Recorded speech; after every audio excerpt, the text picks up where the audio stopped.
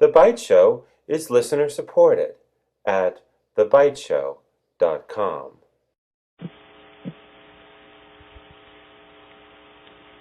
Hello, everybody. This is GeorgeAnn Hughes, and this is The Byte Show. And we're really blessed to have Peter Lavenda with us. He is the author of Unholy Alliance, A History of the Nazi Involvement with the Occult, and also a trilogy called Sinister Forces. The first book is the novel. Peter?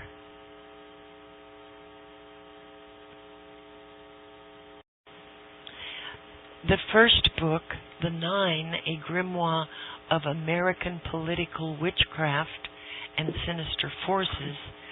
I can't tell you, people, how magnificent these three books are. And the second one, Sinister Forces, A Warm Gun. The third book is The Mason's Secret, and we're going to talk a little bit about the Mason's Secret and also about the Off-World Society. Peter, in the Mason's Secret, there was a pagan cult.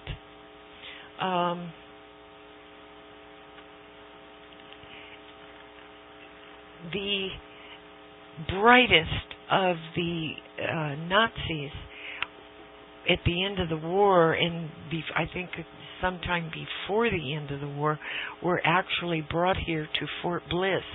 Is that correct? Yes. Under Operation Paperclip, a number of Nazis were brought into the United States, and they were stationed at Wright Field. It became Wright-Patterson Air Force Base. They were stationed at Fort Bliss. They were stationed at Fort Randolph in Texas. So they were all over the place. Nazi scientists, rocket scientists and engineers, but also Nazi medical officers and people who were involved in what they called aviation medicine, aviation science, but also people involved in psychiatry, psychology, various types of neurological research, as well, of course, as chemical and biological weapons research. So we brought a lot of people over who had worked for the Third Reich and also were culpable of some tremendous war crimes as well. So we brought a lot of these people into the United States right at the end of the war. We were fighting to get them before the Russians did. And but rather than imprison them or hold them on trial for war crimes, we more or less secretly at first brought them into the United States and made them work for us. Well, there was a man by the name of Dornberger. Yes, who was Walter Dornberger. Yes, he was a rabid Nazi, and yes. The documents on him were all buried. Why? Well, the problem is, you see, the military wanted to use these guys, Walter Dornberger, Werner von Braun, and so many others. Hubertus Strughold, who wound up at Randolph Air Force Base, who was another rabid Nazi. These guys had long records of being real Nazis. I mean, they didn't just join the Nazi Party because it was going to benefit their career. They were true believers, including Werner von Braun, who was an SS officer. These people were not the way they were portrayed by our media later on as being, the good Germans or our Germans. Yeah. And the reason the documents were buried was because there's no possible way they would have been able to bring them into the United States and have them work for us, for our space program, so freely, had the real documents, the real dossiers ever made it to public view. These people would have been arrested on sight and possibly some of them executed for war crimes. So what the military did is they ignored direct presidential orders by Harry Truman at the time not to bring in any known Nazis to work for us. The military ignored the president and brought in as many as they felt they wanted. And in order to do that, they had to sanitize their records. They had to sanitize the documents. For instance, the fact that Werner von Braun, the famous Werner von Braun, was actually an SS officer, that's a detail that was buried. It only came to notice recently when some of these documents were declassified. But prior to that, everyone thought Werner von Braun was this nice, affable German guy who got kind of sucked into the whole Third Reich thing and was kind of forced to work on the V-1s and the V-2 rockets. And the reality was far different. And Werner von Braun, Walter Dornberger, they were all involved in the famous V-1, V-2 rocket space programs at Peenemünde in Germany. They were responsible for sending the rockets into London during the Blitz. They were doing all of this and using slave labor from the concentration camps, knowingly using this labor. Yeah. And in some cases having people executed in the tunnels where they were working and building these rockets. The reality of the situation was far, far worse than it has ever been portrayed. These were people portrayed as being just, innocent victims of the Third Reich, when in reality they were conscientious members, enthusiastic members of the Third Reich. Wow. Well, if we had the best and the brightest, the pick of the cream of the crop, so to speak, of Nazis, how come Russia was the first to launch a satellite? Well, that's because the Nazis really weren't working for us. I mean, one of the other misconceptions about Paperclip and about the German scientists we had working for us was that somehow they had become converted to the American way of life and to American ideals, and that's far from the truth. The people we brought over were constantly betraying us. They were sabotaging our efforts to develop a space program.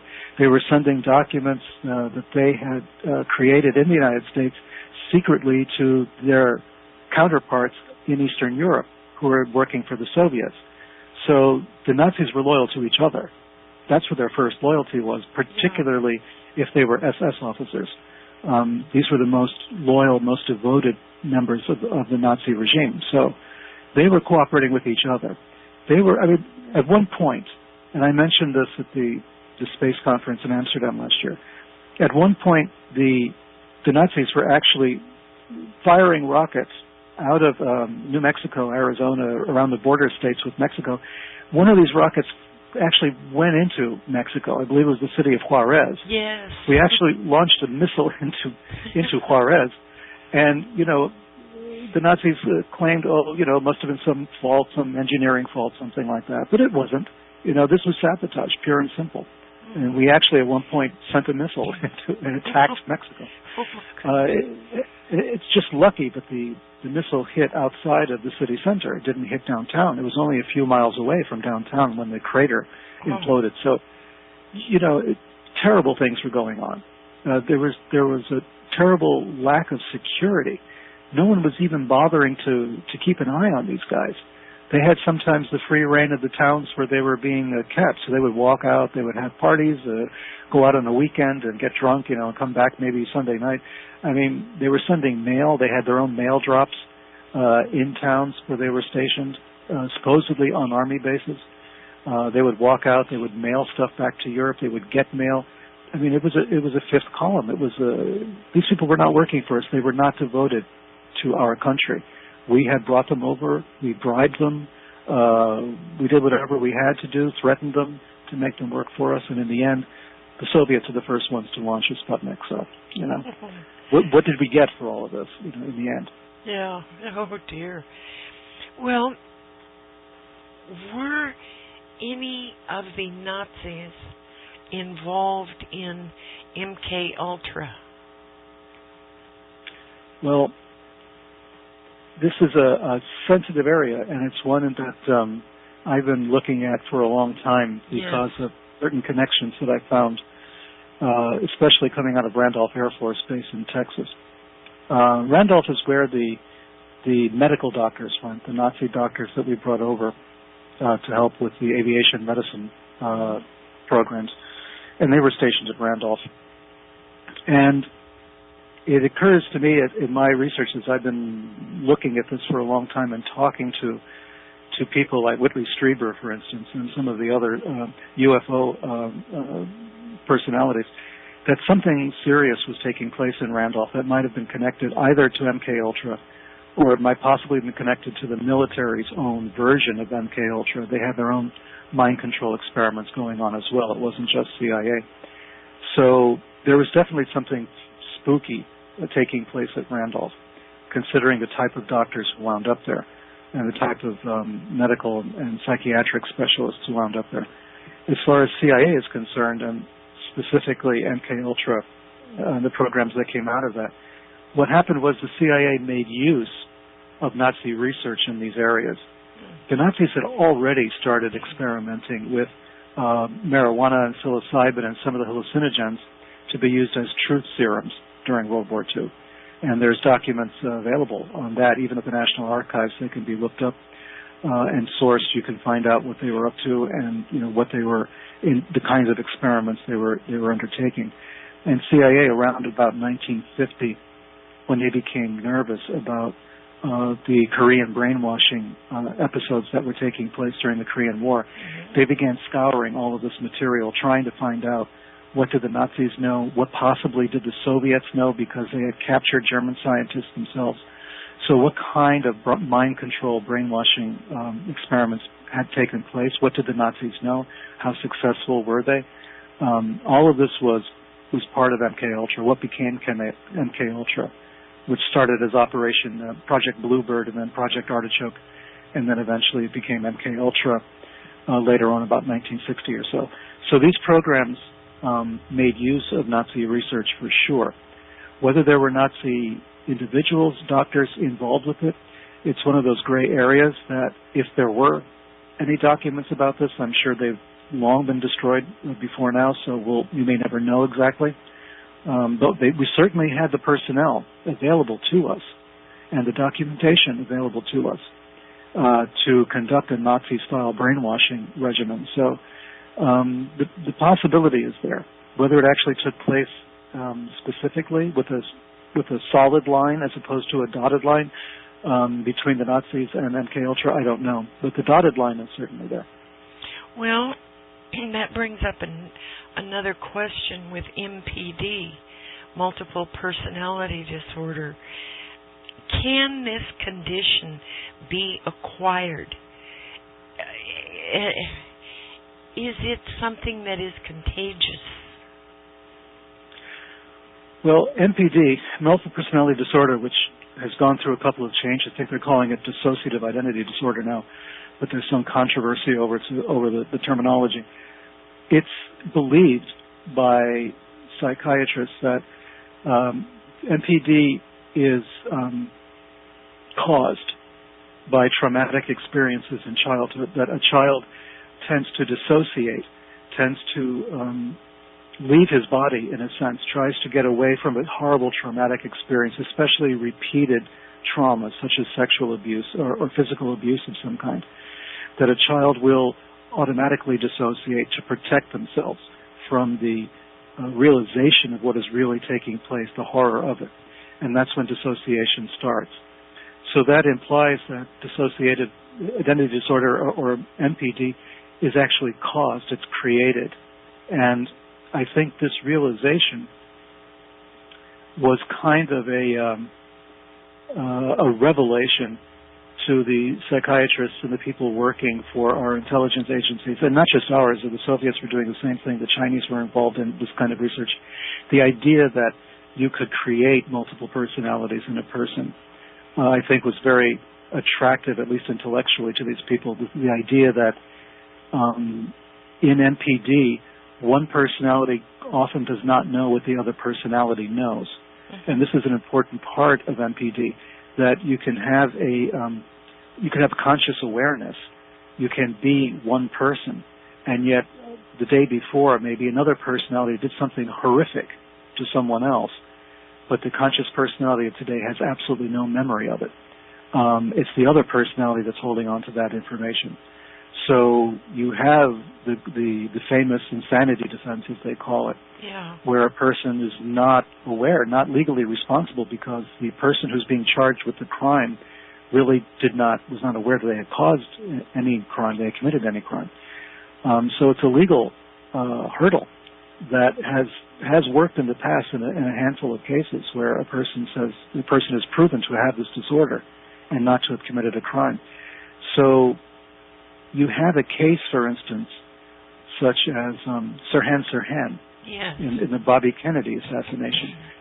Now they're talking about reopening that case now, yes. because they have information that Sirhan was the victim of a hypnotic suggestion, perhaps, or maybe something worse, that he was programmed to commit an assassination and equally programmed to forget that he had done it. Wow. So this is what CIA was looking to do. This is the whole point behind MKUltra, was to create a programmed assassin, someone who could actually go in, commit a crime, then become arrested and have no knowledge of it, which means no knowledge of why he did it or who told him to do it. Wow. And I think that Candy Jones is an excellent example of possibly someone who was created just this way, a woman who was abused, in whom multiple personality disorder was created, or however you want to call it, instilled. We don't know exactly when. Maybe it was in her childhood. Maybe she was already a victim of MPD, or maybe they had found a way to inculcate this type of disorder in Candy Jones, who was a famous fashion model during the war. Yes. And who then eventually became a radio personality. I met Candy Jones years ago when I did an interview with her on a New York radio station. And a very elegant woman, very well-spoken woman, but someone who claimed that she was programmed as an assassin. She was married to Long John Nebel, very famous radio personality. And there's, the possibility is there, according to the data that I've read, and according to the book that I've read, comparing it with my own research on documents that were declassified long after her book was written. I tend to believe that something did go on with Candy Jones, that there was something that was taking place with her. Some of the details that she mentions are known to me from other sources. So I think that perhaps they were using her as a guinea pig for this type of thing. I don't know if she actually killed anyone, but I think what she was doing was they were using her as a courier. Mm-hmm. She would black out. She would wind up in a false wig with a different personality. She was unrecognizable even to her husband under those circumstances. Wow. And would go off on a mission somewhere and come back, and then the next day she'd be fine. I mean, she would have no memory of where she was. She would have no memory of her alter personality or what that alter personality had done. So it was only through the good graces of her husband, who refused to give up on her, that he managed to cure her, or at least save her from harming herself when she couldn't contend with the different personalities. So it's an interesting field, and it's one that we don't know a lot about because there's a lot of spin taking place on both sides of this issue. So you have former CIA people saying that, it was never a possibility, it never happened, it never took place. And at the same time they're talking about, repressed memories and how repressed memories are false because they've been planted in people by psychiatrists. Well, as I've said many times, you can't have your cake and eat it too. Either you can implant false memories or you can't. Right. Which is it? Right. Make up your minds, guys. Well, there is such a thing too, as with the operator. I don't know any other word for it except a spiritual transference of that kind of energy into the victim. Uh-huh. I just have wondered about that as being... Well, that's the thing that I complain about where CIA is concerned, and MKUltra and all of those brainwashing experiments. To me, I view it differently. To the doctors at CIA, well, these were, psychological experiments that were taking place. Usually, the people that they were experimenting on had no idea what was going on. They were unwitting. They didn't know what was happening to them, whether it was massive amounts of drugs or it was some weird kind of psychological therapies or treatments, for instance, at Dr. Cameron's place up in Montreal, or whatever was going on. They looked at it from a purely scientific materialist point of view. Mm-hmm. But from my point of view, the same techniques they were using were the techniques that have been used by shamans, have been used by magicians, have been used by people in secret societies to condition the initiate, to bring them to higher levels of consciousness. And these techniques are frightening and they're traumatic. But at least the initiate who's going through it does so willingly and is spiritually prepared. In the case of MKUltra, these people were being subjected to the same types of initiatory trials, the kinds of, the threats and being made to experience horrible things and dangerous circumstances, but without the benefit of the spiritual guidance. So what you have is you have the possibility for tremendous evil that could be done to a person because they're simply not prepared for what's happening to them. Right. And to the psychiatrist, well, this was a psychological experiment, no big deal, right? Yeah. But on a spiritual level, it was horrendous. Oh. Well, I'm just wondering if the professional, meaning the psychiatrist or the psychologist, could have, I don't know how else to couch it, except that could they have spirits in them that they transfer to the patient or the victim? Well, they wouldn't have to. In the hands of a capable, let's say, psychiatrist or psychologist, or on the one hand, or an initiator on the other, in the hands of someone capable, the darkness is there. I mean, the darkness, the potential for it, I think, exists in everyone.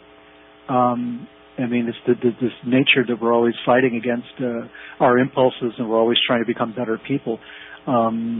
This exists there already, and I think the psychologist, the psychiatrist, or the initiator in terms of a secret society, or the shamanistic initiator, can push those buttons. Can find the right keys to turn in order to let the genie out of the bottle, and to give the demonic forces or the shadow enough play that they take over the personality. I think what the psychiatrist is doing is simply making a place for this to happen and encouraging it to happen for their own ends. It's a little bit like the Sorcerer's Apprentice. Yeah. I mean, they're opening up this Pandora's box of evil.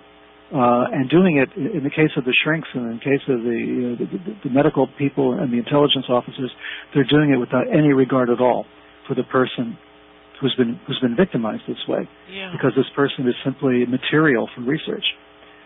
So there's no concern. I mean, my book, Volume 3, is entitled actually The Manson Secret, not the Mason Secret, The Manson Secret.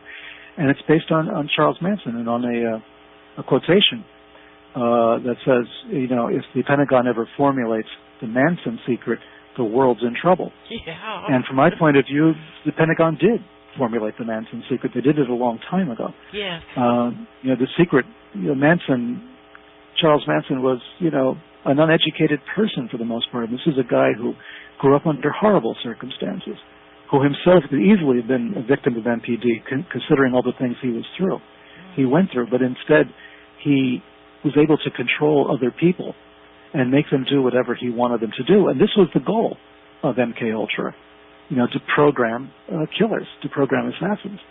But they were a step, beyond Manson, because their idea was to create a killer who would have no memory of what they had done or why they had done it.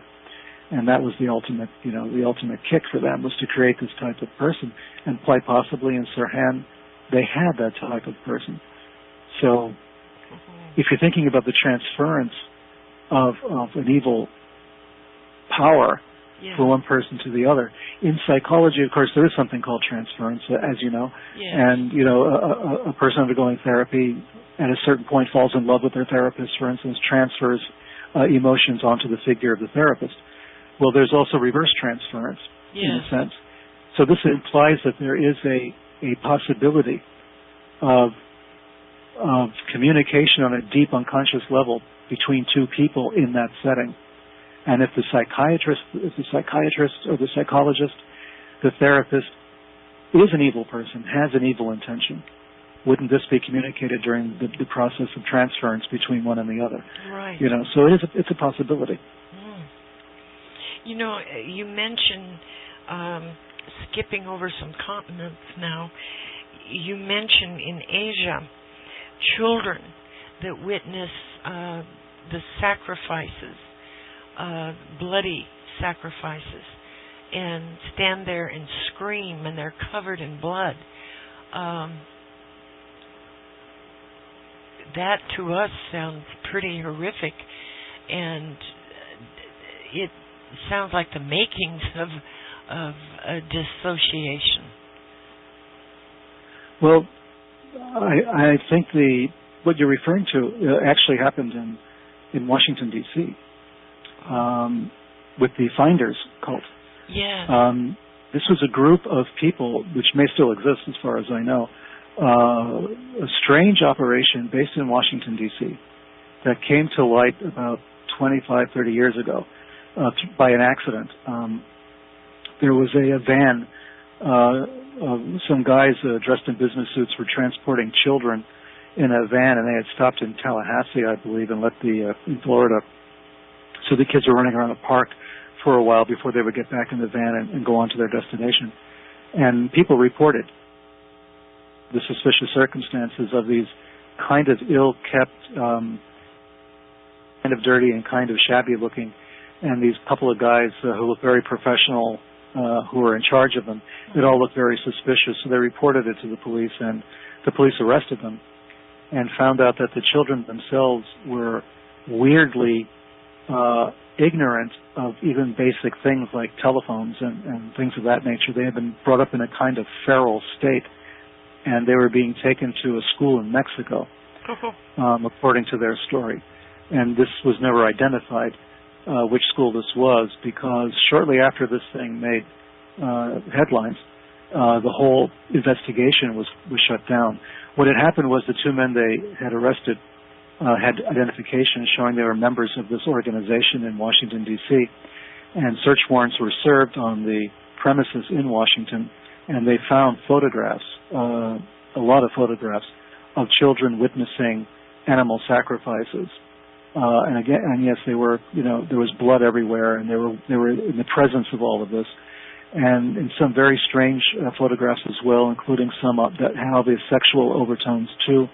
So there was this whole scandal about to erupt of some weird cult that was involved in child trafficking, child abuse, that had connections in Asia, throughout China and Malaysia and the rest of Southeast Asia. There was some trafficking going on. There were applications for passports and visas. There was just an enormous amount of information.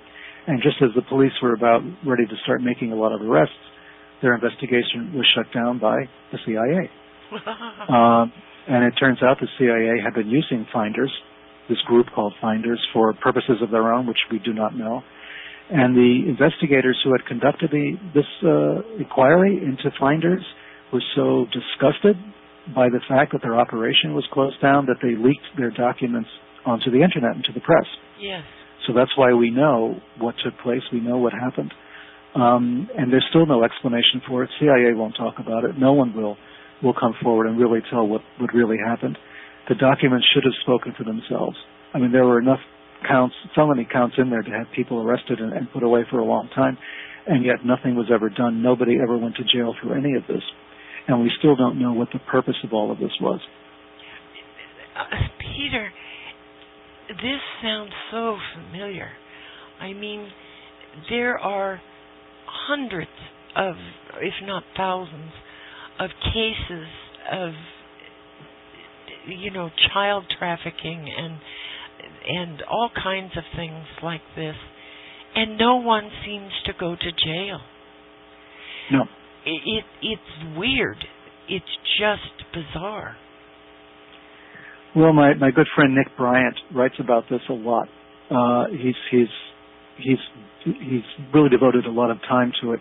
The fact of political parties in the United States and their involvement with child trafficking and child prostitution, and he's gone to great lengths to document what's gone on in that arena. The details are revolting, and there's no doubt about it. The names, dates, places are known. The people who were involved in this are known. There's been grand jury testimony that was printed that came out. There's been all sorts of facts about these cases. The Franklin scandal being the most infamous of them. Yes. And yet nobody has gone to jail for it. I mean, not really. No one has gone to jail for trafficking, for child prostitution. The only ones who've gone to jail have been the victims, occasionally. Yeah. But the people who carried out these horrible things and brought children, boys and girls, but mostly boys in the case of the Franklin scandal, who brought young boys across state lines, flew them back and forth across the country for these purposes, have not been arrested, not been charged with any crimes. There are more cases. Nick's working on them. There are more cases coming out. There's just a lot out there, and it's frightening, and it's quite frankly disgusting. It's because these people are being protected higher up the food chain, and no one's going to jail, because once they start going to jail, if they start talking, this whole house of cards comes down, and some serious allegations are going to be made. We know about the Catholic Church and their involvement in pedophilia. We know how bad that is, and we know that every year it seems we get more information. It gets worse, both in the United States and in Europe and everywhere else. What if a scandal bigger than that were to break out in our country regarding politicians? Well, I mean, as it started to do, with Pennsylvania State and all of that, right? Yeah. So it's starting to, and we're picking at the threads of this thing, but it's bigger than I think we imagine. I've got an article right now that states that the Christian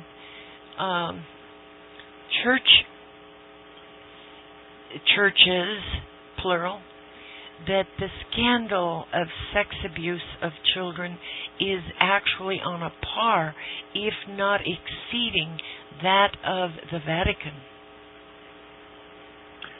It would not surprise me. Nobody has a monopoly on this thing. I mean, nobody has a monopoly on being, pious where this is concerned. We have human beings, and we have power structures. We have a power dynamic, a power relationship where you have adults in the position of power and authority over children. The way our society has gone, the way things have been taking place, it would not shock me at all if I were to find out that, some of the other Christian groups were just as heavily involved in this. The Catholics have no particular, edge on this. Perhaps because of celibacy, it's more obvious, in a question of a celibate situation. Yes, I could understand that the pressures of celibacy might erupt in unwholesome, unhealthy ways. But look at the question of Penn State, for instance, and all of that. There was no celibacy involved, right? There was no hint of that. There was no sexual repression that was taking place that anybody can find out. There was no environment of this at all. I think and yet that is connected to a much bigger story, the Penn State. I just feel that there's a bigger connection that hasn't been uncovered and probably won't be uncovered.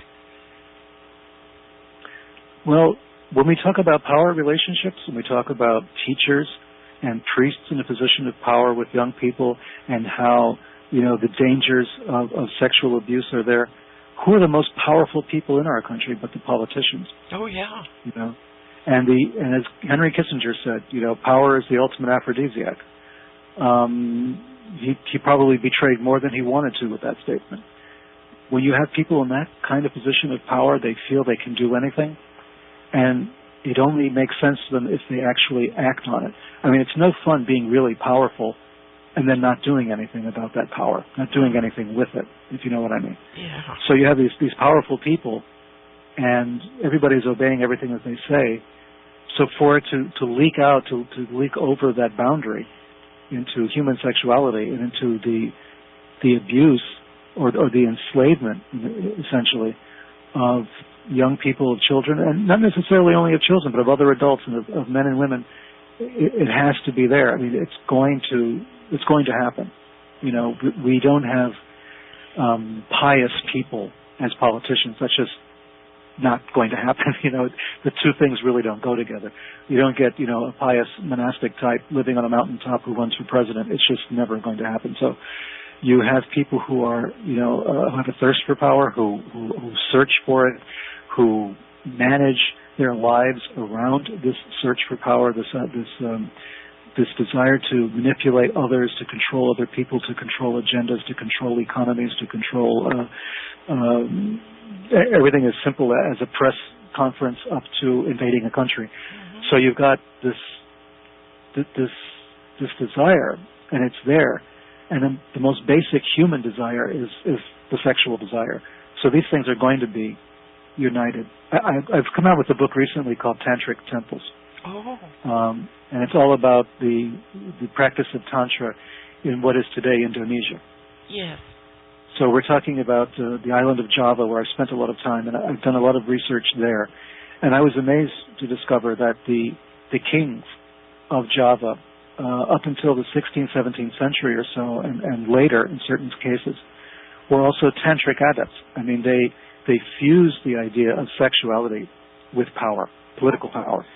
I mean, they lived in that kind of world where power was, the more sexual you were, the more sexually active you were, the more powerful you were. So as a king, you had to be the most powerful person in the kingdom, and therefore your sexuality had to be unassailable. I mean, you had to be a person of tremendous potency. And in order to do that, you had to prove it, you know. So they made a religion out of it, basically. There was Tantra is a religion based on power itself, power and creation. And to some people, it got debased into just sexuality without the rest of it, but it's still a sexually based practice. Maybe that's, so here you had, maybe that's the deal with Solomon and all of his wives. No, sure. In the Bible. Sure, of course. I mean, even today, even up till the present day, in Java in particular, that I'm personally familiar with, you have the leader of the Sultan of a city in Java, who is a Muslim, of course. The Sultan is an Islamic title. He's a Sultan. He's a representative, you know, of the Prophet, basically, in that country, in his Sultanate. At the same time, he is ritually married to the goddess of the sea. So he actually is wedded to this person, in order this entity, this spiritual force, in order to help guarantee the safety of his kingdom. And he has to maintain that relationship every year. And we don't really exactly know how that's done, but he retires to a room privately near the ocean where the queen lives. She comes out of the ocean according to the legend, according to the narrative, and you know, he spends the night with her. So, you know, the idea of sexuality and power and the protection of the kingdom and the state is very much human. It's not something bizarre. I think it's something at the heart of what it means to be human. And when you get politicians at a level of that much power in a country where we're so ambiguous about how we understand sexuality, you know, that it can manifest in unhealthy ways. Oh yeah. Who was Bowen Osborne? Try that again.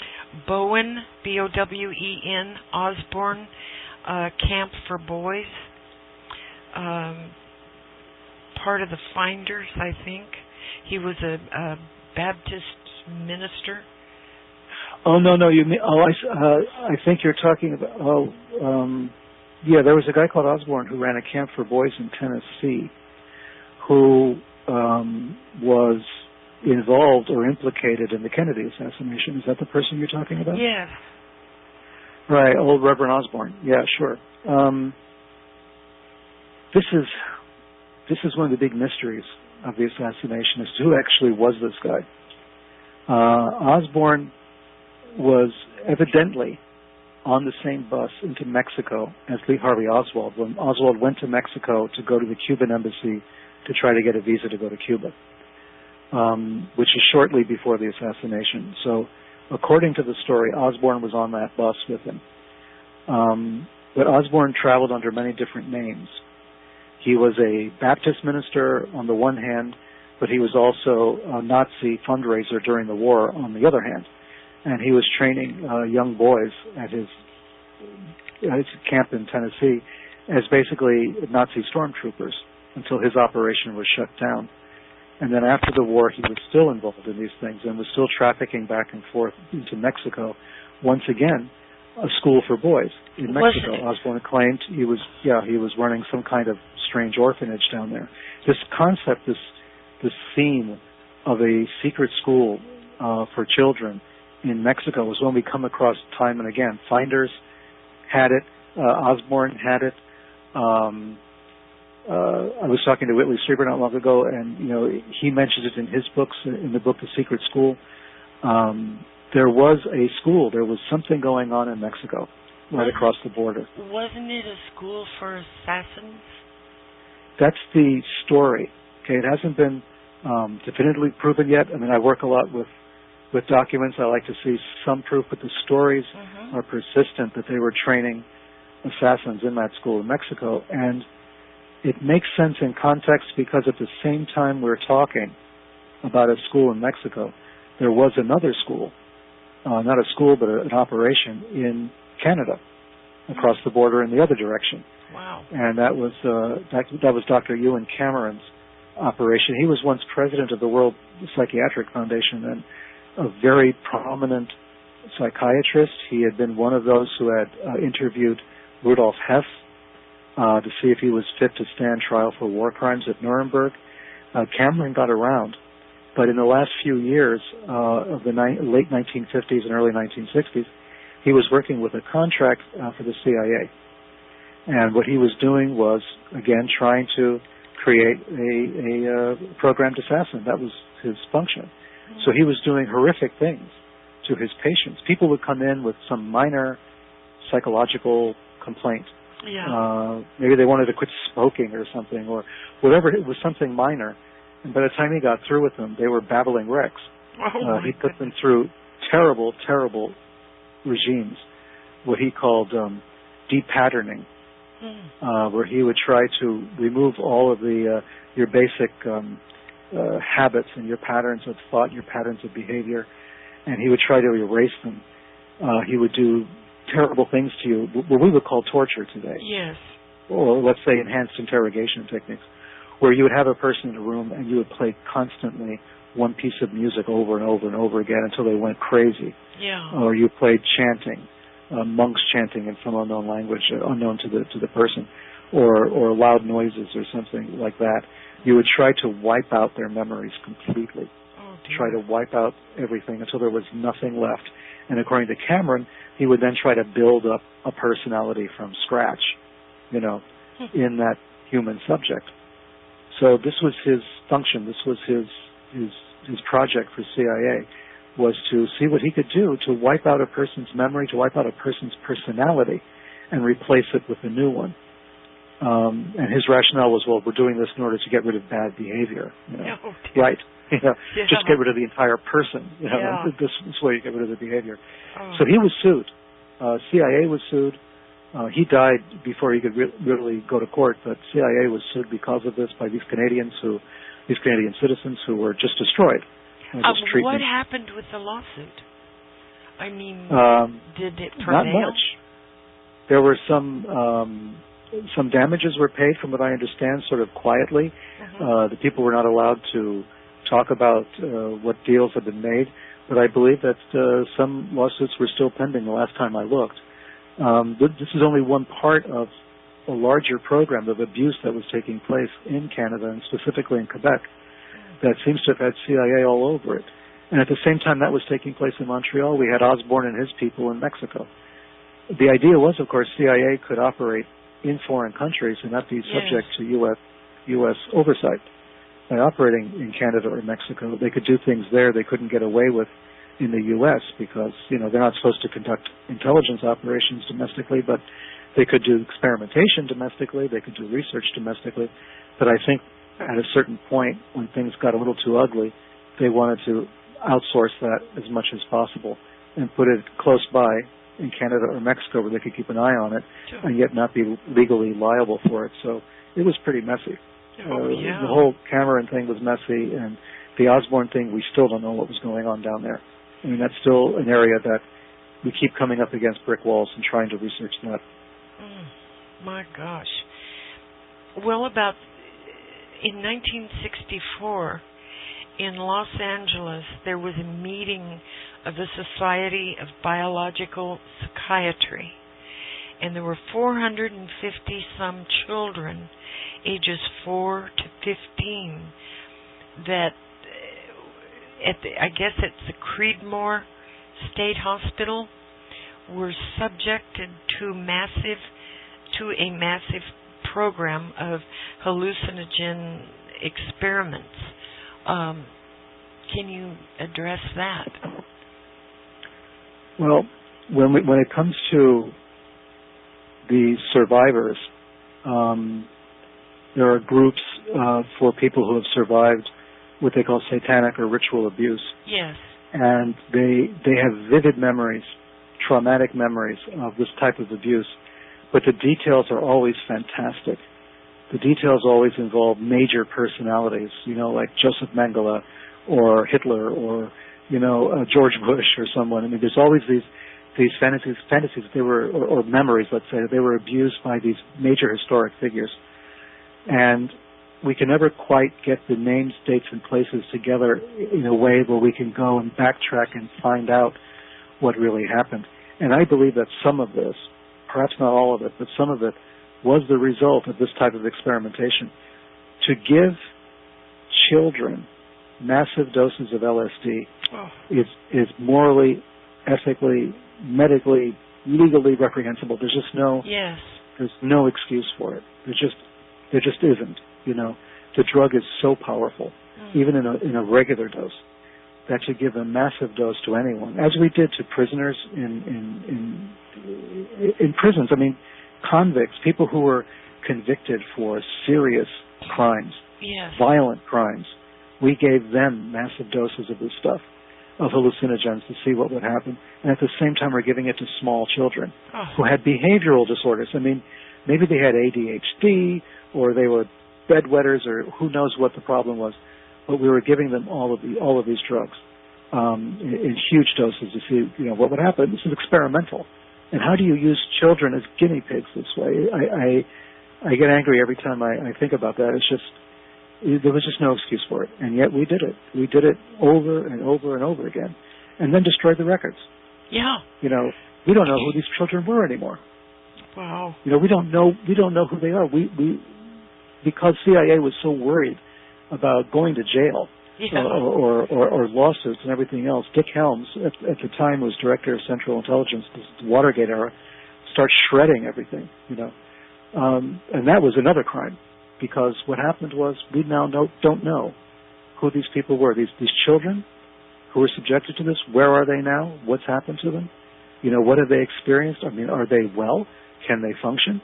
Are they in our prisons? Are they in our asylums? What happened? Yeah. And at the same time, the prisoners that we gave this material to, the prisoners we subjected them to, we don't know who they are. Were they out on parole? Have they committed horrible crimes since then? Because they're wandering around in some kind of drug-induced or drug-instigated stupor. They've lost their identity. They're hearing voices. God knows what's gone on, because you can have a lot of very serious fallout from heavy doses of hallucinogens if you don't know what's going on. Yeah. So, what happened? And we don't know. We don't know. I mean, there's no way of finding out. I think that they don't care either, as course long not. as it doesn't come to light and point to them, Certainly. Gee. This stuff is so diabolical. Oh my gosh. Peter, it is truly unholy. That's a good word for it. It is, and because it's so obscure, and because it's so bizarre, it's so hard to get our minds around, we tend not to pay attention to it. I mean, we have our own concerns, we have, our own problems that we deal with day by day. And then there's the political thing that goes on, so we're paying attention to the news and we're listening to the debates and everything else. But underneath all of this, underneath all of the surface noise, there is this deep, current of something very dark that has been taking place for so long that we're sweeping under the carpet. We don't really want to look at it. And yet it's still going on. And revelations come out here and there. We get a little Penn State over here, a little Catholic Church thing coming out over there. And we don't realize it's the tip of a very strange iceberg. The world that we live in is not the world that we see every day. The world we live in is something different. We think we know what reality is. We think we know where we stand, in our communities and with our elected officials and with our military and police agencies and all the rest of it. We think, we're secure in this. We're not. We're really not. So these are the sinister forces, that I write about. That there's something darker at work, and we see it every once in a while. Something strange happens, like an assassination, and there's all this strange stuff around it. There's these strange halos of weird people and weird agendas around it, but because we can't get a footing, we ignore it in favor of the facts that we can find out, which means we only have a very small part of the picture. But with that small part, we have to be satisfied, because if we looked further, we would go nuts. Oh, dear. Well, it's like the police in this country now, with their tasers and their pepper spray. It's just at will. The other day they tasered a woman in Florida, a young woman, very pretty, tasered her into brain death. She is in a coma, and she will be in a coma who knows how long, but she will never be normal again. And the police are not punished. I mean, this smacks of Nazi,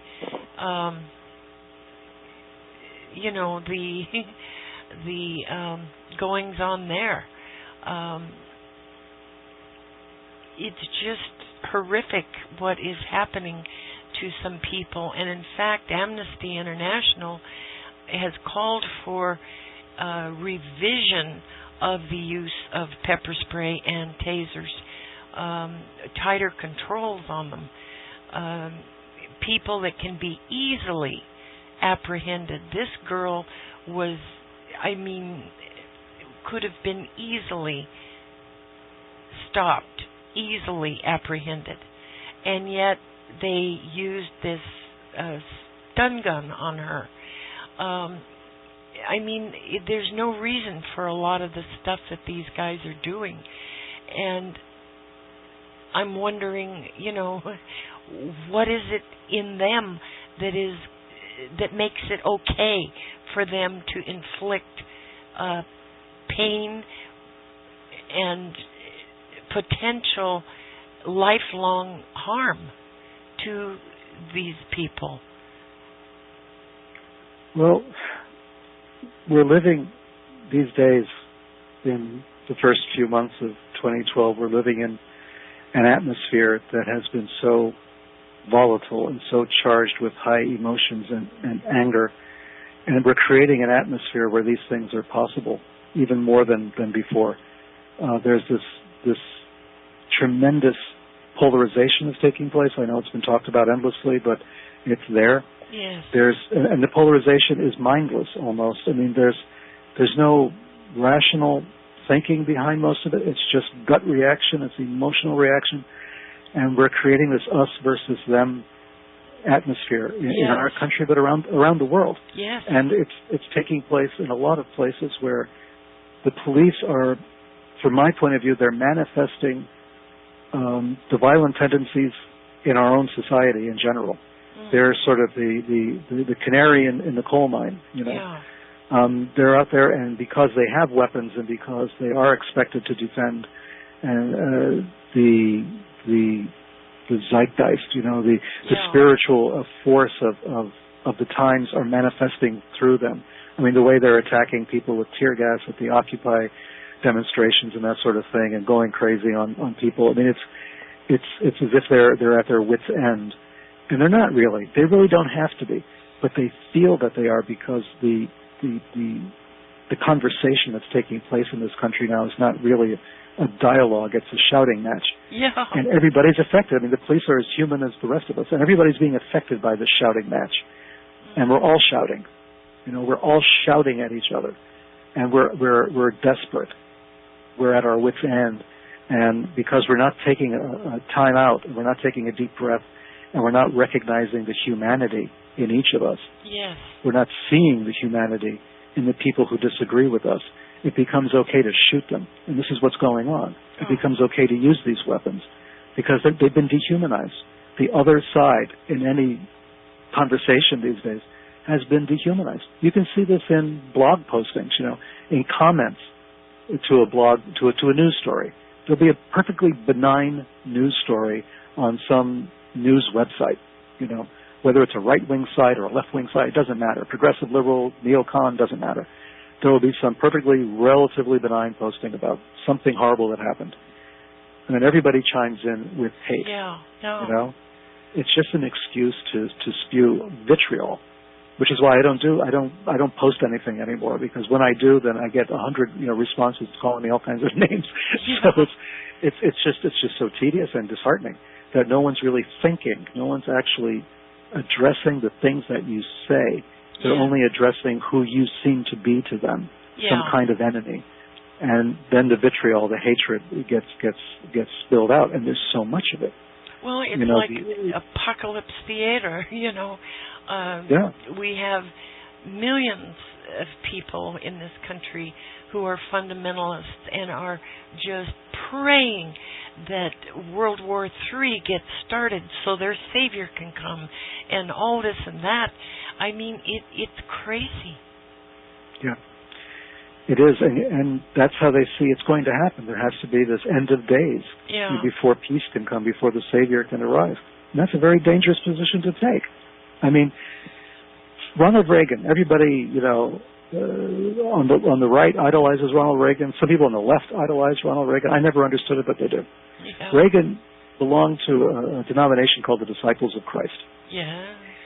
And he was an apocalyptic guy. He believed in the literal end of days. He believed in the literal apocalypse.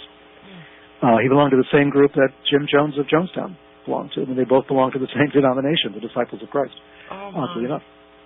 So there's this idea that, you know, maybe we can bring on the end of days just a little sooner. I mean, if you have somebody who's the President of the United States and has his fingers in all of these buttons, you know, to launch all these missiles, and then you realize a bit too late that the guy believes in a literal apocalypse, you know, and the coming of the Messiah through a massive conflagration. I mean, my goodness, you know, and this is the kind of atmosphere that's been growing for the last 50 years, since the end of World War II, in my estimation, in the United States, and because we're so powerful in the world, we've basically contaminated other countries with these concepts. Yeah. And it scares me because this is not rational thinking anymore. It's magical thinking. You know, it's a kind of. I mean, these people have lost their bearings. Yeah. Spiritually and especially intellectually, they've lost their bearings. I mean, we've had presidents who claimed they were told to run for president because they spoke to God and God told them. And, you know, and we feel secure voting for someone like that. Well, what does that say about us? Right? You know, Santorum has just said that we need a Jesus candidate that, you know, all about Jesus, and his numbers in the polls skyrocketed. Sure. You know? Yeah. Right, exactly. As if anybody knows what that means. As if anybody knows what a Jesus candidate really means. Right. You just had to use the word Jesus and candidate in the same sentence, and that was enough. Yeah. You know, it's a symbol at this point without any information behind it. You know, anybody can say the word Jesus and watch their poll numbers go up. This is the thing that is so scary. Because no one's sitting there and asking Santorum, exactly what did you mean by that? Could you please lay this out for us? Because he seems to believe in a literal Satan. Yes. He made that speech at Ave Maria University a couple of years ago in which he talked about, spiritual warfare and, Satan taking over the country and all this other stuff. So this is a bit more Catholic than any of the Catholics that I ever grew up with.